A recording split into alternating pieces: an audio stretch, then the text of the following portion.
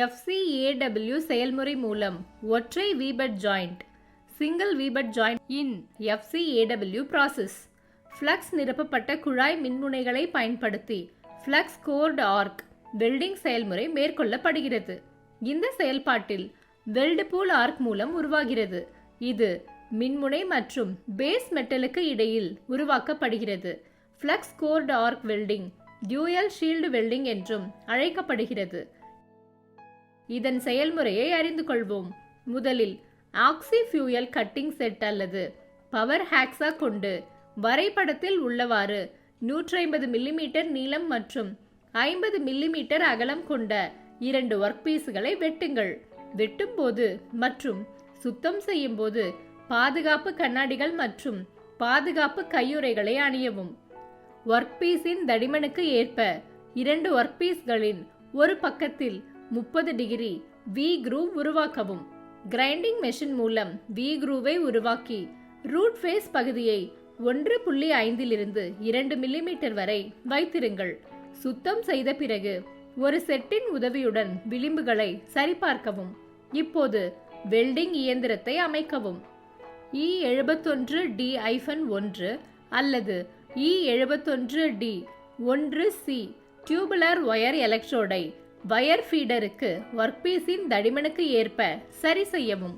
இப்போது flux cored wire arc welding மெஷினை பிரதான பவர் சுவிட்சுடன் இணைக்கவும். வெல்டிங் கன்னை வெல்டிங் இயந்திரத்தின் நேர்மறை முனையத்துடன் இணைக்கவும். வெல்டிங் டேபிளை இயந்திரத்தின் எதிர்மறை முனையத்துடன் இணைக்கவும். வெல்டிங் இயந்திரத்தை இயக்கவும். வெல்டிங் செய்வதற்கு 5 நிமிடங்களுக்கு முன்பு கேஸ் ஹீட்டரின் மின்சார விநியோகத்தை இயக்கவும். ஷீல்டிங் கேஸ் CO2வின் ஓட்ட விகிதத்தை நிமிடத்திற்கு 15 20 லிட்டராக அமைக்கவும். வயர் ஃபீடரின் மின்னழுத்தம் மற்றும் மின்னோட்டத்தை ஒர்க்பீஸின் தடிமனுக்கு ஏற்ப அமைக்கவும். ஸ்கிராப்பை ஒரு வெல்டிங் மேசையில் வைக்கவும்.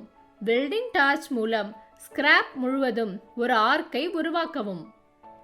ஒரு பட் ஜாயிண்டை உருவாக்க ஒர்க்பீஸ் தட்டுகளின் வளைந்த விளிம்புகளை நேருக்கு நேர் வைக்கவும்.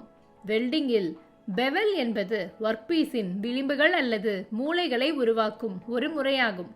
இதில் ஒர்க்பீஸின் விளிம்புகள் அவற்றின் சாய்ந்த மூலைகள் உருவாகும் வகையில் வெட்டப்படுகின்றன. இப்போது ஒர்க்பீஸ்களுக்கு இடையில் 1 மில்லிமீட்டர் முதல் 2 மில்லிமீட்டர் வரை ரூட் இடைவெளியை வைத்து தட்டையான நிலையில் டேக் வெல்டிங் செய்யவும். ரூட் பாஸுடன் தட்டையான நிலையில் வெல்டிங் செய்ய தொடங்குங்கள். வெல்டிங் டார்ச்சை பெவலின் உள்ளே வைக்கவும். ரூட் இடைவெளியை நிரப்பும் போது வெல்டிங் பூலை ஒரு பேக்கிங் பார் அல்லது தட்டு மூலம் தாங்கிக் கொள்ளவும். 10 முதல் 15 டிகிரி முன்னோக்கி கோணத்தை பராமரித்து கட்டுப்படுத்தப்பட்ட வேகத்துடன் வெல்டிங் செய்ய தொடங்குங்கள். உருகிய பூல் நிலையாகவும் வெல்டு சமமாக பரவியுள்ளது என்பதையும் உறுதிப்படுத்திக் கொள்ளுங்கள். ரூட் பாஸுக்கு பிறகு ஃபில்லர் மெட்டலை சமமாக பயன்படுத்துங்கள். வெல்டு பீடை ஒவ்வொரு அடுக்காக சேர்க்கவும். ஒவ்வொரு அடுக்கிற்கும் பிறகு கசடுகளை சுத்தம் செய்ய மறக்காதீர்கள். இதேபோல் கிடைமட்ட நிலையில் ஒரு ஒற்றை V-butt ஜாயிண்டை உருவாக்க ஒர்க்பீஸ் கிடைமட்ட நிலையில் வைக்கப்படுகிறது. தட்டையான நிலையில் ஜாயிண்டை உருவாக்கும் போது செய்த அதே முறையில் இதற்கான செயல்முறையை முடிக்கவும். அதே முறையில் செங்குத்து நிலையில் ஒரு ஒற்றை V-butt ஜாயிண்டை உருவாக்க ஒர்க்பீஸ் செங்குத்து நிலையில் வைக்கப்படுகிறது. தட்டையான நிலையில் ஜாயிண்டை உருவாக்கும் போது செய்த அதே முறையில் இதற்கான செயல்முறையை முடிக்கவும். போரோசிட்டி, விரிசல் அல்லது அண்டர்கட் போன்ற குறைபாடுகள் எதுவும் இல்லை என்பதை உறுதிப்படுத்த வெல்டை நன்றாக ஆய்வு செய்யவும். இறுதி வெல்டிங்கிற்கு பிறகு சிப்பிங் சுத்தியல் மற்றும் வயர் பிரஷை பயன்படுத்தி ஒர்க்பீஸை சுத்தம் செய்யுங்கள்.